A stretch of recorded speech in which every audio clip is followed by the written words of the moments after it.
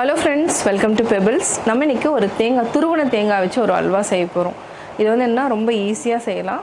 அதாவது என்ன குக்கிங் டைமுன்னு பார்த்தீங்கன்னா ஒரு 10 மினிட்ஸ்க்குள்ளேயே நம்ம செஞ்சிடலாம். துருவன தேங்காய் வந்து 1 கப் எடுத்துக்கலாம். இது கூட அரை கப் அளவுக்கு வெள்ளை பவுடர் இல்லைனா நாட்டு சர்க்கரை எது வேணாலும் எடுத்துக்கலாம். ஏலக்காய் எடுத்துக்கலாம். அரிசி மாவு வந்து நம்ம வந்து ஒரு 2 டேபிள் ஸ்பூன் ஆட் பண்ணிக்கலாம். ஏன் அப்படின்னா இது வந்து டக்குன்னு வந்து என்ன திக்காகிறதுக்காக நம்ம வந்து அரிசி மாவு ஆட் பண்ணுறோம். இது எல்லாத்தையுமே அரைச்சிட்டு கீ கூட நம்ம வந்து ஒரு 4-5 முந்திரியை வந்து வறுத்து தனியாக வச்சுக்கலாம். கடைசியாக தான் நம்ம ஆட் பண்ண போகிறோம்.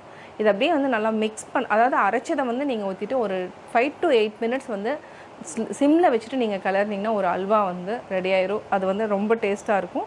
இது வந்து என்ன டக்குன்னு வந்து ஒரு ஸ்வீட் செய்கிறதுக்கு ரொம்ப ஈஸியாக இருக்கும். நான் வந்து ஸ்பெஷலி வந்து என்னென்னா ஒரு 10 மினிட்ஸில் ஒரு ஸ்வீட் செய்கிறதுனா எப்படி அப்படிங்கிறதுக்கு தான் நான் இதை செய்ய போகிறோம்.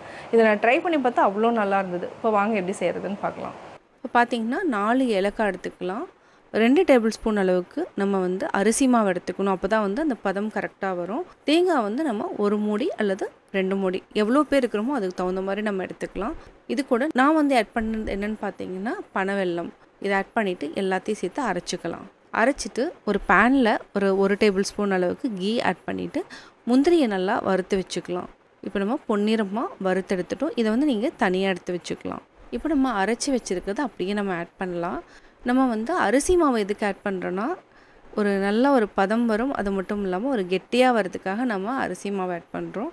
அதே மாதிரி டேஸ்ட்டும் பார்த்திங்கன்னா ரொம்ப நல்லாயிருக்கும். இடையில நெய் விட்டுக்கலாம்.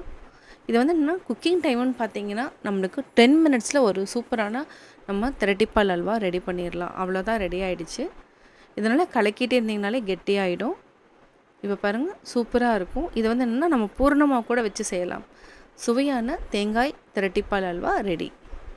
தேங்காய் திரட்டிப்பால் அல்வா வந்து எப்படி செஞ்சீங்கிறத பார்த்தீங்க. ட்ரை பண்ணி பாருங்கள். பார்த்துட்டு உங்களுடைய கமெண்ட்ஸ் எனக்கு சொல்லுங்கள். லைக் பண்ணுங்கள், ஷேர் பண்ணுங்கள், மறக்காமல் சப்ஸ்கிரைப் பண்ணுங்கள்.